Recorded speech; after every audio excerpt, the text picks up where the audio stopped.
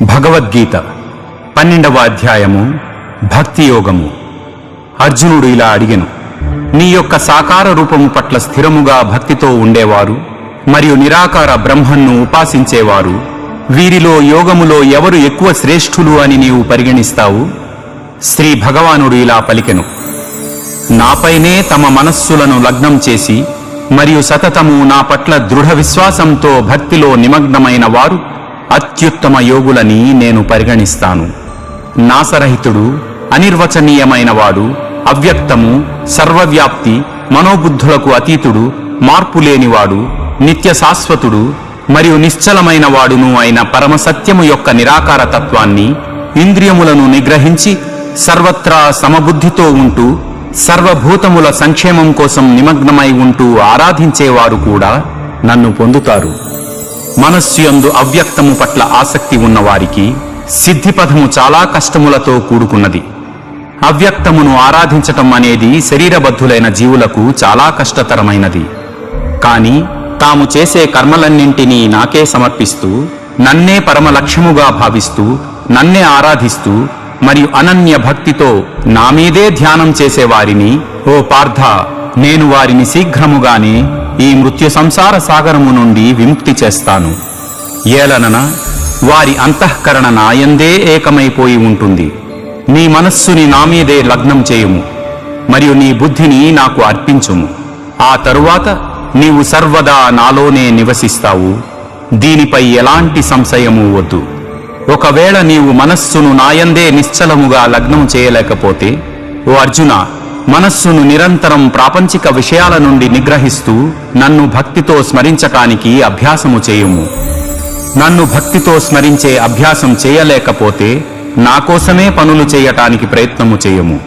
ఈ విధంగా భక్తియుక్త సేవ చేయటం వలన నీవు పరిపూర్ణ స్థాయిని చేరుకోగలవు.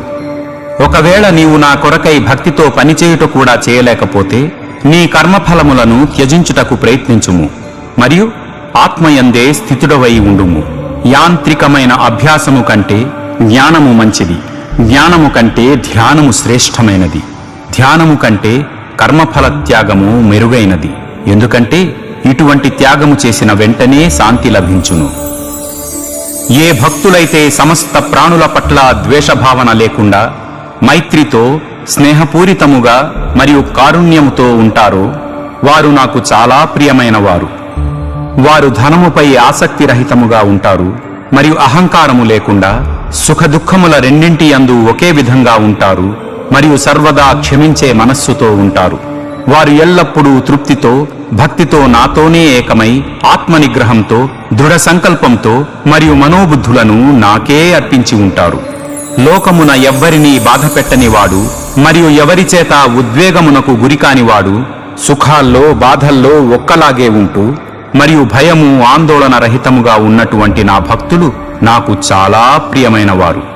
ప్రాపంచిక లాభముల పట్ల అనాసక్తతతో ఉండి, బాహ్యాంతరములలో పవిత్రంగా ఉండి, దక్షతతో, ఉదాసీనంగా, కలతలు లేకుండా మరియు అన్ని వ్యవహారములలో స్వార్థ చింతన లేకుండా ఉన్నటువంటి నా భక్తులు నాకు చాలా ప్రియమైన వారు. ఎవరైతే లౌకిక సుఖాల పట్ల ఆనందించకుండా మరియు ప్రాపంచిక కష్టాల పట్ల బాధపడకుండా ఉంటారో, ఎవరైతే నష్టం జరిగినా బాధపడరో లేదా లాభం కోసం ప్రాకులాడరో, శుభ అశుభ పనులను రెంటినీ త్యజిస్తారో, అటువంటి జనులు భక్తితో నిండి ఉన్నవారు నాకు చాలా ప్రియమైన వారు. ఎవరైతే మిత్రుల పట్ల మరియు శత్రువుల పట్ల ఒక్కలాగే ఉంటారో, గౌరవము, అవమానముల ఎడ, చలి వేడిమి పట్ల, సుఖ దుఃఖముల పట్ల సమబుద్ధితో ఉంటారో మరియు చెడు సాంగత్యమును విడిచి ఉంటారో, దూషణ మరియు పొగడ్తని ఒక్కలాగే తీసుకుంటారో, మౌనముగా చింతన చేస్తుంటారో, తమకు లభించిన దానితో తృప్తిగా ఉంటారో, నివాస స్థానము పట్ల మమకారాసక్తి లేకుండా ఉంటారో, ఎవరి బుద్ధి స్థిరముగా నాయందే లగ్నమై ఉన్నదో మరియు ఎవరైతే నాయందు భక్తితో నిండిపోయి ఉన్నారో అటువంటి వ్యక్తులు నాకు చాలా ప్రియమైన వారు. ఎవరైతే ఇక్కడ ప్రకటించబడిన ఈ జ్ఞానామృతమును గౌరవించి నాపై విశ్వాసముతో మరియు నేనే పరమ లక్ష్యముగా భక్తితో ఉంటారో వారు నాకు అత్యంత ప్రియమైన వారు. ఇది ఉపనిషత్తుల సారాంశము, బ్రహ్మ విద్య, యోగశాస్త్రము, శ్రీకృష్ణార్జున సంవాదము అయిన శ్రీమద్ భగవద్గీతలోని భక్తియోగము అను 12వ అధ్యాయము. ఎక్కడైనా అక్షరదోషమైన భావదోషమైన దొర్లి ఉంటే అవి మానవ సహజ దోషములుగా పెద్ద మనసుతో మన్నించి ఈ ప్రయత్నానికి ఆశీర్వదిస్తారని కోరుకుంటున్నాను. ఈ తెలుగు అనువాదం శ్రీ స్వామి ముకుందానంద వారు రచించిన భగవద్గీత నుంచి తీసుకోవటం జరిగింది.